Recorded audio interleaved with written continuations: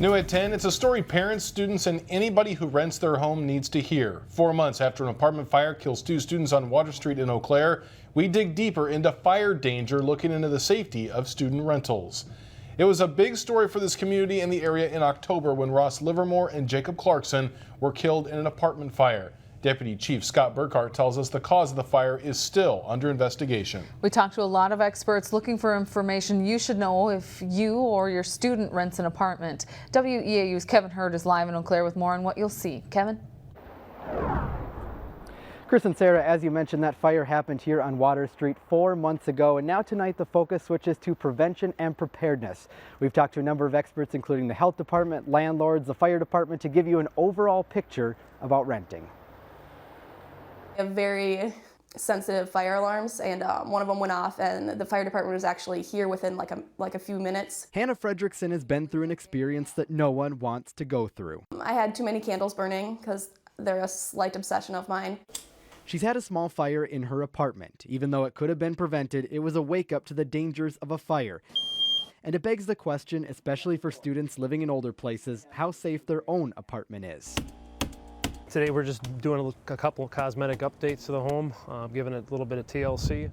Jaron Grippentrog deals with safety every day. He owns about 60 properties, many of them places that students call home.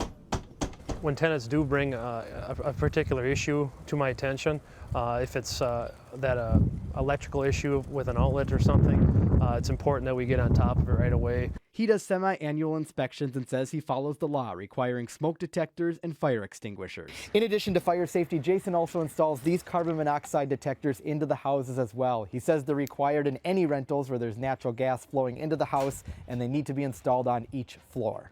It's important for us to get on top of any kind of safety things that might crop up. There are 2 different agencies that inspect student rentals. You have both the fire department and the health department. As a fire department, we're required by the state to do inspections of businesses and rental units of 3 apartments or more.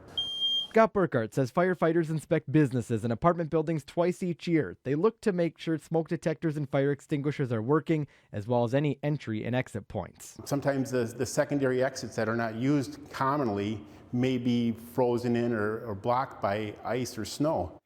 They don't inspect individual apartment units, but can do so by request. He says there are certain things you can do regularly to help prevent fires as well. That includes making sure fire extinguishers are not more than 75 feet away, smoke detector batteries are changed every 6 months, and have plans to get out in a fire and stay out.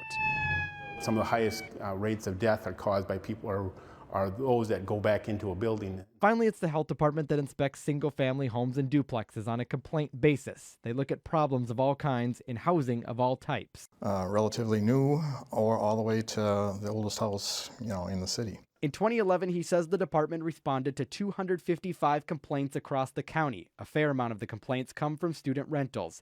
He says start with a call to the landlord. If that doesn't work, call the health department. I think in general we're pretty safe, but there are some exceptions out there, and we do run into issues every once in a while. I think it's important that everybody, students and their families, parents, look at properties and decide whether they feel they're going to be safe there before they rent it. And that's good advice for any student. Fires come unexpectedly, like the one on Water Street that killed 2 UW-Eau Claire students. And while prevention and even inspections are not always perfect, both are steps in the right direction. Now, I did talk with Clearwater Real Estate yesterday. They do tell me they do plan to rebuild here at this location. They're planning on building 2 apartments on the upper level. They also say they plan on installing sprinklers as well, something not required for this property. The fire department says Wisconsin code requires sprinklers when there are 3 apartments in a building. Live in Eau Claire, Kevin Hurd, WEAU 13 News. Thanks a lot, Kevin. As you heard in his story, there were 255 complaints submitted to the Eau Claire County Health Department back in 2011. Kevin has broken the numbers down further by city and county. You can find those on our website at weau.com.